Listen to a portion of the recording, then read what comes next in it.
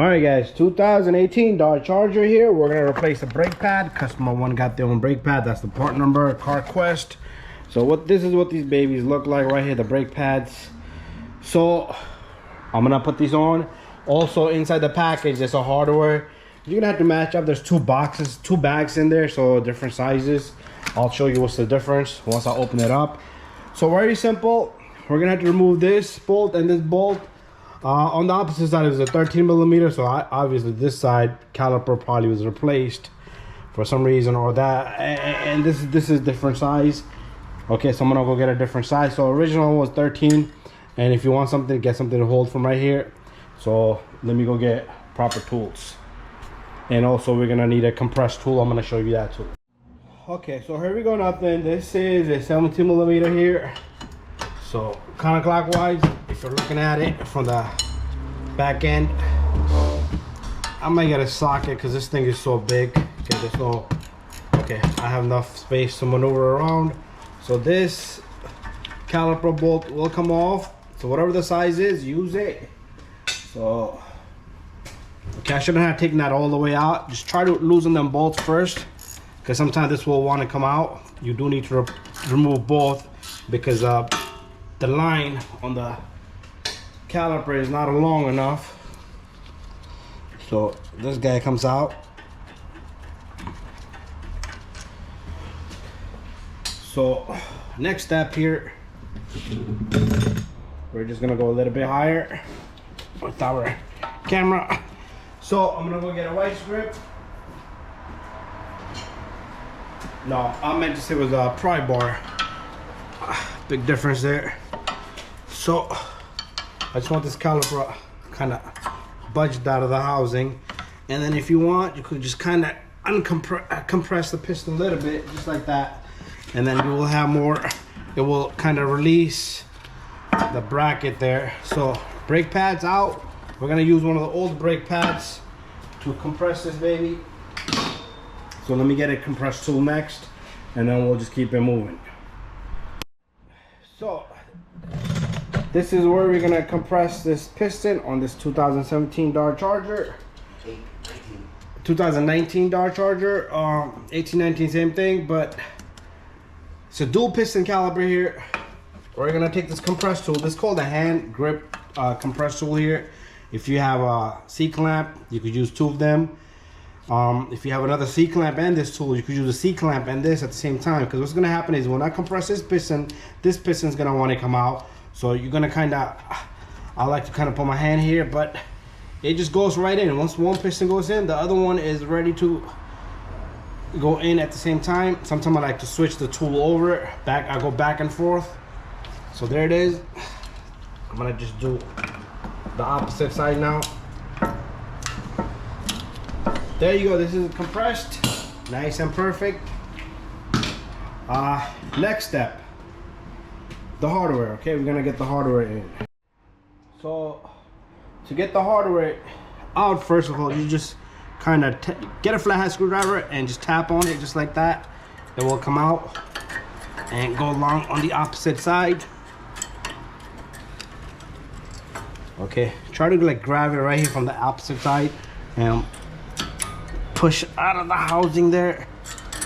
Okay. All right, so this will work better for us to get that. Okay, see how this comes out? So I'm gonna show you which hardware to use. Okay, see the center? See the center there? We're gonna take a look at the other one. This is the other package here. We're gonna open this up.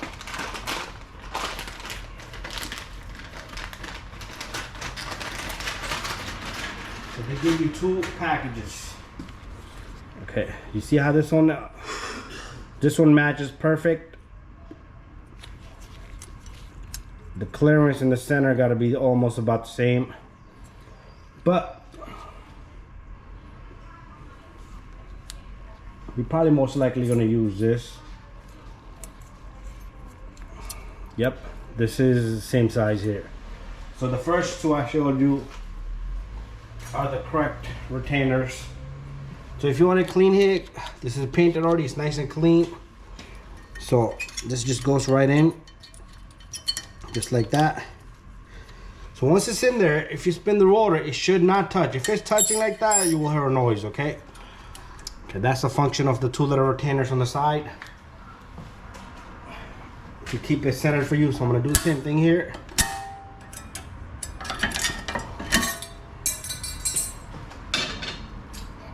So these 2 little retainers here are kind of like keeping everything even and out, so nothing touches each other. Sometimes they could be off also, so just don't go by those retainers. So right now, there should be no noise. Try to hold the caliper right, rotor right in the center, spin it, should be not touching anything. Okay, next step, I'm gonna get the brake pads. Okay. Little bit of greasing on the ears here will help.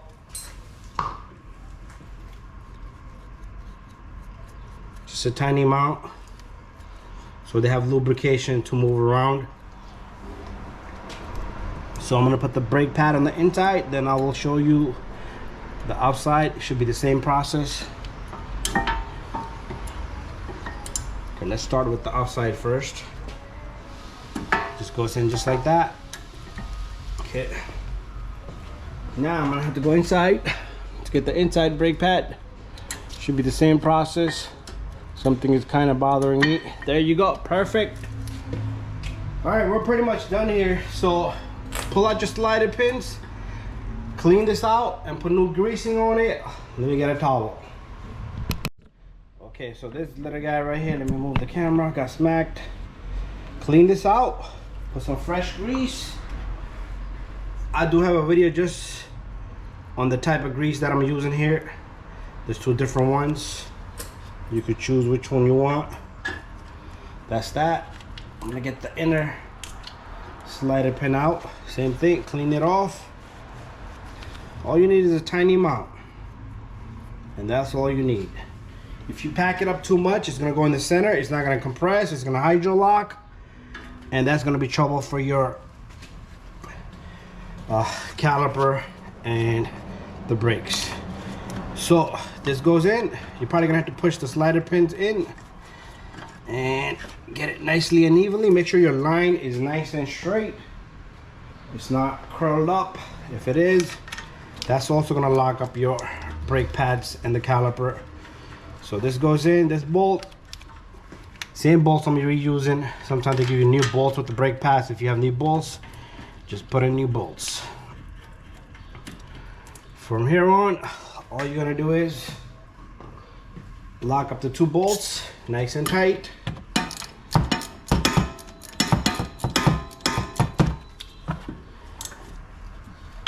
And that's that. We'll do the same thing at the bottom. And we're done. So thank you for watching my video. Make sure you take it for a spin.